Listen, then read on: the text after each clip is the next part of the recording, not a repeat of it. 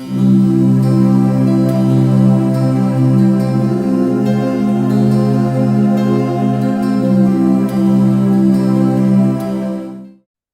it?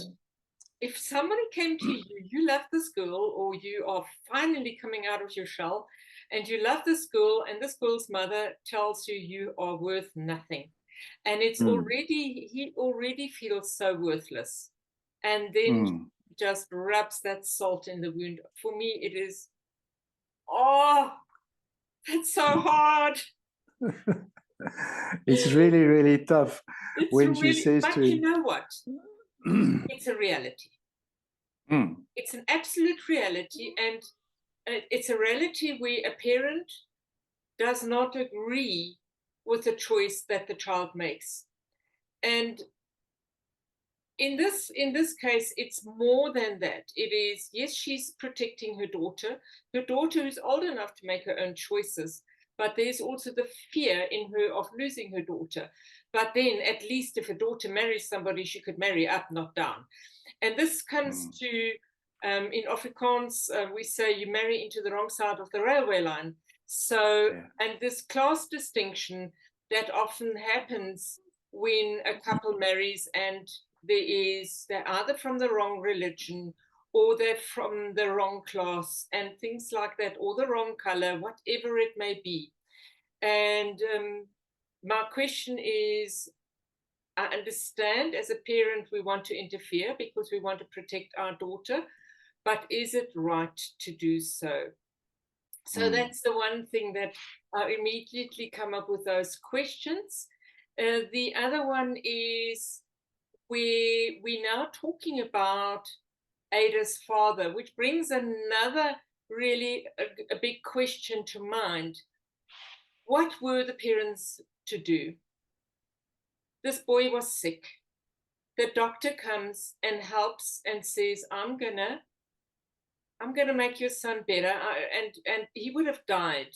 So as a parent, do you give up your child for the child to survive? So there's a big sacrifice that the child survives.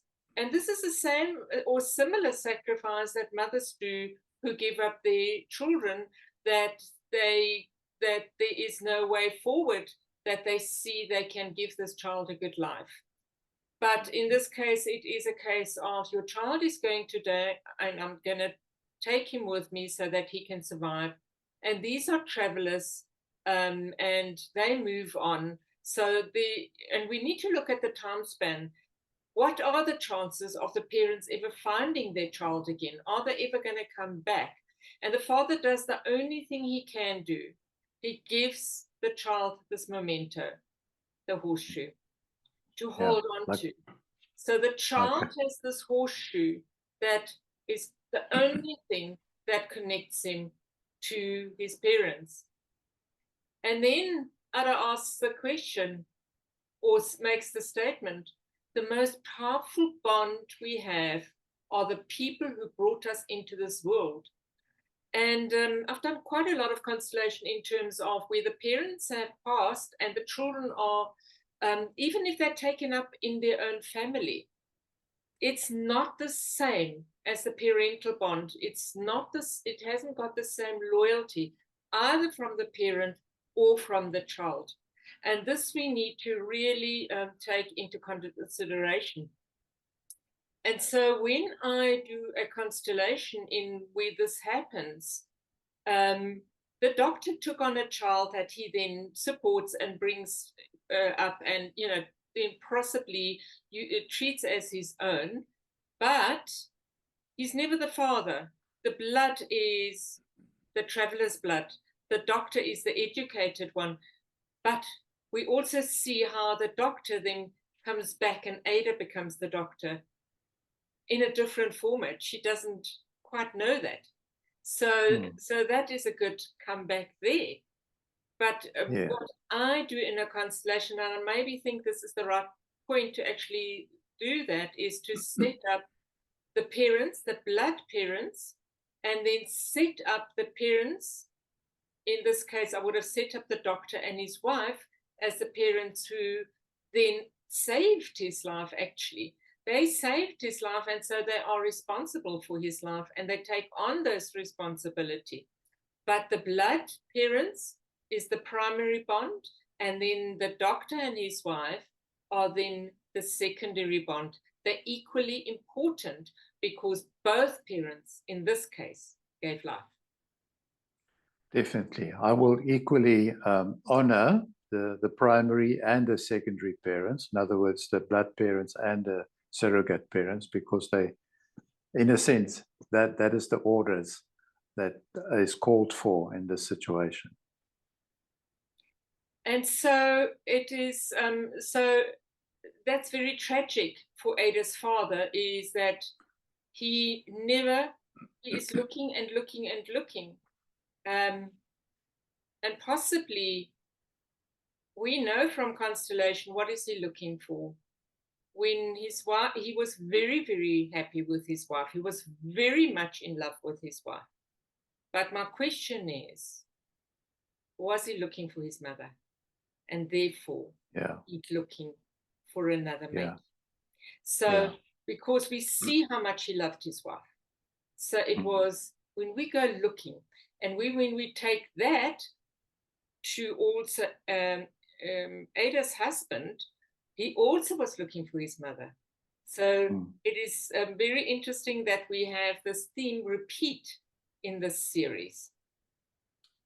Very interesting, because we start with this Bedouin tent where the boy is brought out. So immediately we have a strong notion that this is a roving tribe or a Bedouin tribe, the gypsies of the time. And so the next generation also became gypsies in their own mind, because they'd feel disconnected with those parents that brought them in the world. Yes. And so his roving eye continuously, as you say, is looking for his mother, from the one woman to the other woman. And we know what happens with these kind of strange attractions. They comfort for a while, but they leave you dissatisfied. And that's where the real mystery is, because we look for something, we can't find it. But our bonds with our parents will always endure, even at the cost of our own will. And exactly. So we then have the situation that Ada then also reflects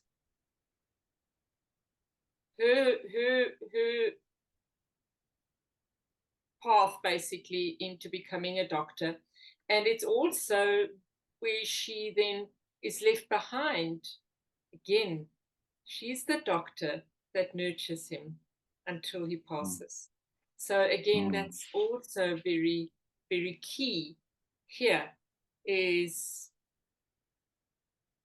this doctor that saved his life, and then the doctor that is with him until his last breath.